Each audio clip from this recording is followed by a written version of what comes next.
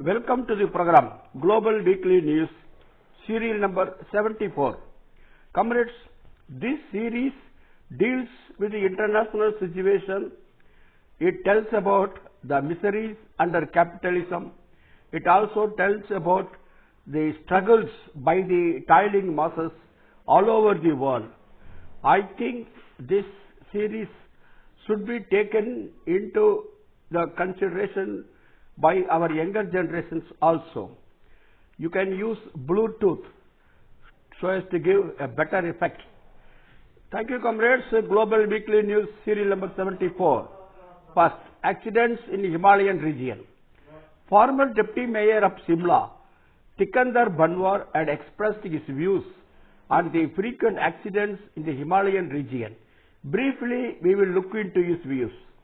The National Highway Char Dham project tunnel caving in has led to more than 40 workers trapped inside. The Shimla-Kinnaur highway has been blocked for the last 3 days at Wangtu. The incidents of 2023 floods in the states of Himachal Pradesh and Uttarakhand, the Teesta River Dam tragedy, the Malana hydropower dam gates not opening, etc., all but raise questions about the development trajectory. The Uttarkasi tunnel collapse of loose debris falling and blocking the main tunnel has once again brought to light the warnings that were issued by the geological and technical experts. 41 construction workers are within the tunnel yet to be rescued, though 14 days have passed. The accident spot is located near the main central thrust of the Himalayas. Himalayas are the youngest range of mountains and are still in the formative stages. This means that this area is extremely sensitive to earthquakes and frictional shear rocks are present in this area. Constructing in this zone is dangerous. One of the scientists had pointed out that massive use of explosives is used in Uttarkasi tunnel work, and that could have triggered the caving in. Currently, there are 168 hydropower projects in operation in Himachal Pradesh, generating 10,848 megawatt of electricity. Is targeting another 1,088 more hydropower projects by 2030, that is 7 years from now, to harness some 22,640 megawatt of energy. Further accidents are obviously inevitable. The private constructor was instrumental in getting rid of the safety department within the State Electricity Board responsible for quality and safety measures while constructing hydropower projects. The Augusta company responsible for execution of Atul tunnel construction work in the Kulu and Lahul districts of Himachal Pradesh was extremely cautious in safety measures. The company would not allow the workers to enter the tunnel unless all the protocols were followed and checked. This may even lead to some delay in the project timeline. Not a single death occurred in tunnel work. This is Atul tunnel work. This should be followed everywhere.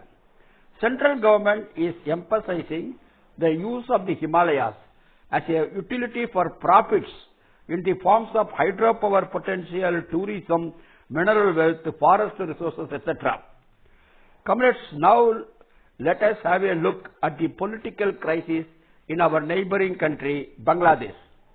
Imperialist forces look upon Bangladesh as a place of geopolitical interest to intervene in Southeast Asia and the Asia-Pacific region. To achieve their political and economic goals in Bangladesh, imperialists consider the anti-liberation forces, the religious fundamentalists, and their political allies as their natural friends. The US had a legacy of making friendship with the Pakistani ruling class to combat former Soviet influence. On 16th December 1971, under Sheikh Mujibur Rahman, Bangladesh got liberated from Pakistan. It is a historical fact that in 1971 Liberation War, the US nakedly supported the genocide by the Pakistani military junta and put an all-out effort against the liberation of Bangladesh. US influence faced a serious setback for a while. Sheikh Mujibur Rahman failed to handle the political conflict among the pro-liberation forces, to restructure the devastated economy, to combat the corruption and to give momentum to the economy. He failed, Mujibur Rahman. The people faced a disastrous famine and got disappointed in the failure of the government in mitigating the sufferings of the common masses. This led to Mujibur Rahman and the Awami League getting slowly isolated from the common people. The anti-liberation forces got implanted in the army, took advantage of the situation. On 15th August, a group of military officers, 1975, brutally assassinated Sheikh Mujibur Rahman and almost all of his family members. Through a successive coup and counter-coup, all the prominent leaders of the liberation war were killed. Imperialist intervention increased after this. After the coup, imperialist forces, especially the US, became natural allies and friends to the right-wing fundamentalists who led the government. The imperialist forces want a grip on Bangladesh economy, to take control over the Chittagong seaport, to get permanent stronghold on possible deep sea port of Sonadia, to get access to possible gas and oil reserves in the Bay of Bengal and coal mines in the northern zone, are some of the key strategic economic interests of the United States of America. Recently, the US and their European allies are intervening through new visa policies, different forms of sanctions and pressure tactics in the name of free and fair election, human rights and democratization. The upheaval of Nepal's progressive forces and people in abolishing the monarchy was an eyesore to imperialist forces. Sri Lanka and Maldives are also important regional bases for the imperialist forces. Myanmar is also a target for the US. Although there have been a spectacular achievement in infrastructural development, the increase of economic inequality, scarcity of proper jobs to workers, general youth unemployment, price hike and inflation, corruption, money laundering, nepotism and lack of clean and safe environment for people to vote stand out as failed promises of the present Awami League government. So, the escalation of the political crisis is the making of an intervention by imperialist forces. Comrades, now we are going to see the historic uprising, Polytechnic uprising, 50th anniversary in Athens. 50 years ago, on 14th November 1973, a students' strike that started in Athens Polytechnic escalated to an open revolt against the US-backed right-wing Greek military junta. On 17th November, the strike was crushed with bloodshed, with a tank crushing through the gates of the Polytechnic building. Around 40 students were killed by the security forces. On 17th November 2023, this year, progressive sections in Greece marked the 50th anniversary of the Athens Polytechnic uprising of 1973. A massive rally from the Athens Polytechnic passed through various parts of the city, including the US Embassy. Thousands of activists from the Communist Party of Greece, Communist Youth of Greece, students, women, peace group, and all workers militant front, PAME, among other groups, participated in the march denouncing imperialism, fascism, and military dictatorship. The marchers expressed solidarity with Palestine, demanded end of Greek government's support to Israel genocidal war in Gaza. When the march reached the US Embassy, they chanted slogans calling on the US and NATO to get out from Greece. Earlier, a wreath-laying ceremony was also held at the Polytechnic Uprising Memorial. Commemorative rallies were held in various cities in Greece. On 17th November, the General Secretary of the Communist Party of Greece, Comrade Dimitris Koutsombas, stated that the Polytechnic 50 years later is a source of inspiration, a support for current and future struggles. Today, the slogan, bread, education, freedom, meets with the struggles of workers, self-employed professional traders, scientists, youth, against high prices, against the government's policy of overtaxing the weak, the struggle against auctions for modern education for health. The communist-backed students group has emerged as a leading force in student unions of universities across Greece. The Communist Party of Greece also strengthened its basis and increased its presence in the parliament and local governments, leading the people's struggles against the neoliberal pro-imperialist policies of the present conservative New Democracy government of Greece. Meanwhile, the Social Democratic Party, Syriza, which was in prominence by cashing on the anti-austerity protests of 2010 to 2012, is now in tatters, that is, becoming insignificant. Neoliberal forces have captured the party leadership, and many of its left-wing leaders and supporters have left the Syriza party. Syriza party, while in power from 2015 to 2019, their leadership abstained from the demonstrations outside the US Embassy, even while marking their presence at the memorial events connected to the Polytechnic Uprising. Comrades, a new cabinet has been pronounced in Spain. On July 2023, parliament elections were held at Spain. In the 350-member parliament, no party could get majority. It was a hung parliament. The present Spanish Socialist Workers' Party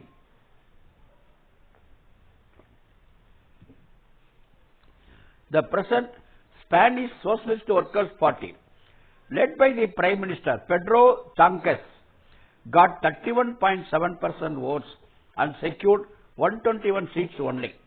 The Conservative People's Party got 137 seats with 33.1% of the vote. After months of exhaustive talks and negotiations, Pedro Sanchez was able to get the support of some other parties. Last week, MPs elected Pedro Sanchez to lead the country with 179 votes in favor and 171 against. On 6th November, a section of the right-wing protesters turned violent and tried to storm the office of Socialist Workers' Party.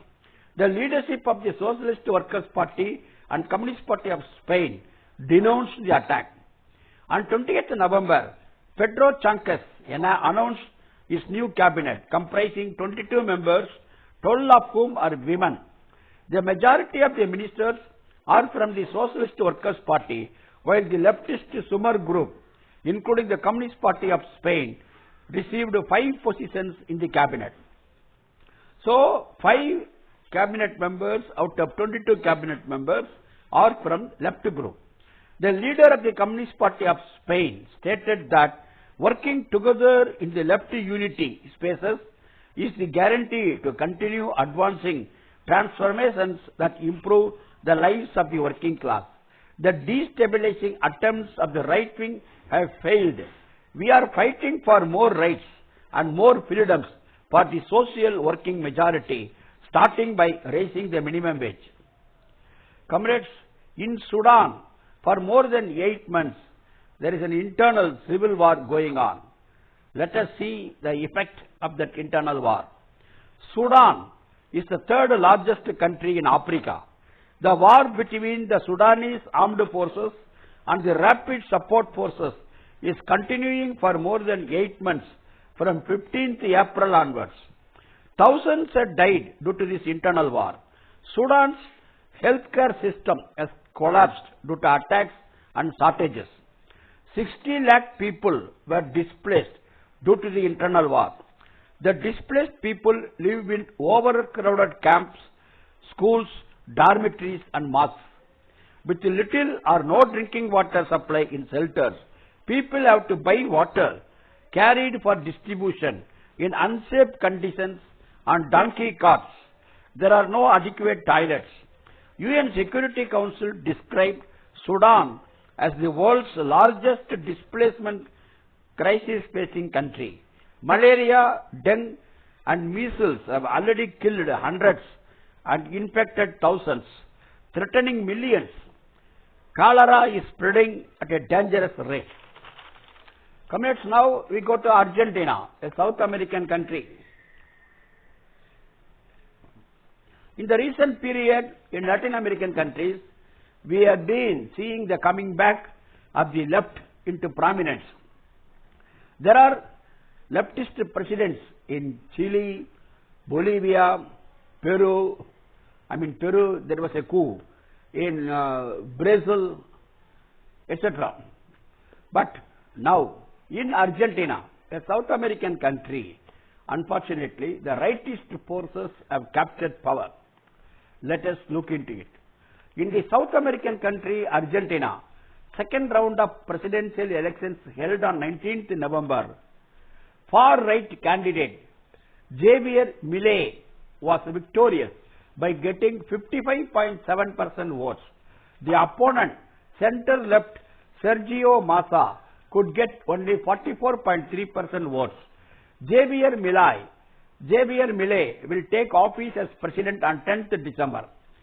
Javier Milei's victory has sent a shock wave across Argentina's progressive and left movements, who fear that many of the country's hard-won victories, including free healthcare and higher education, will be under attack with a Milei government. Further, Milei's determination to cut public spending, in addition to his promise to dollarize the economy and dissolve the central bank, will make things worse for Argentina's economy. Argentina registered over 100% inflation and the poverty rate currently stands at 40% in Argentina. The leftist president Gustavo Petro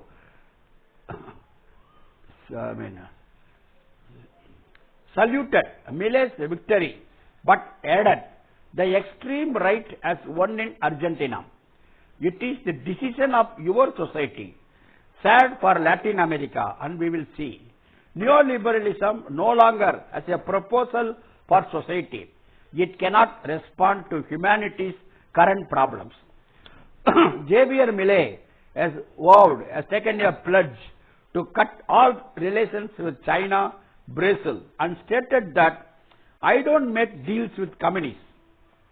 Meanwhile, at a recent campaign rally, Milei waved the Israeli flag and months ago he had stated, "Should I assume the presidency, I will align with the United States and Israel as key allies.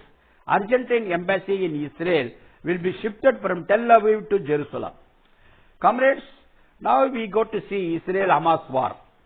After the sudden attack on Israel by Hamas on 7th October, Israel had been attacking Hamas and launched a war in Gaza, killing so far 14,500 Palestinians. 7,000 Palestinians are still trapped under the rubble and over 35,000 wounded. Overall shortage of medicine, water, food, fuel and electricity prevail in Palestine. 15 lakh Palestinians were displaced. 2,33,000 homes are partially damaged and 45,000 homes completely damaged. 266 schools have been damaged and 67 are now out of service. Israel has completely destroyed 85 mosques and significantly damaged 3 churches.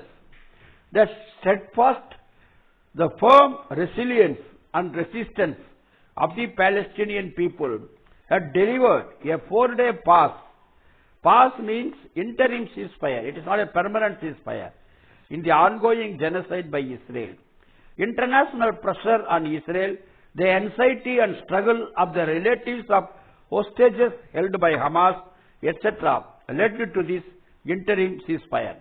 In USA, many progressive movements demand permanent ceasefire instead of a pause. On 24th November, they will resort to shutdown again third time. International NGOs and Amnesty International also demanded permanent ceasefire.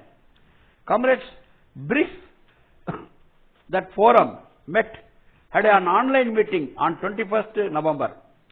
Beginning of this week, Arab and Islamic countries met foreign ministers of Russia and China and requested their intervention to stop Israel's violence. BRICS online meeting was held on 21st November and demanded Israel to stop the war on Gaza. Brazil, Russia, China, South Africa, Saudi Arabia, Iran, Ethiopia, Egypt and United Arab Emirates along with India participated in the meeting. Modi did not take part in this online meeting. Some other foreign secretary attended. UN Secretary General Antonio Guterres also took part in this meeting. Comrades, these are all the developments this week. See you next week. Lal Salam.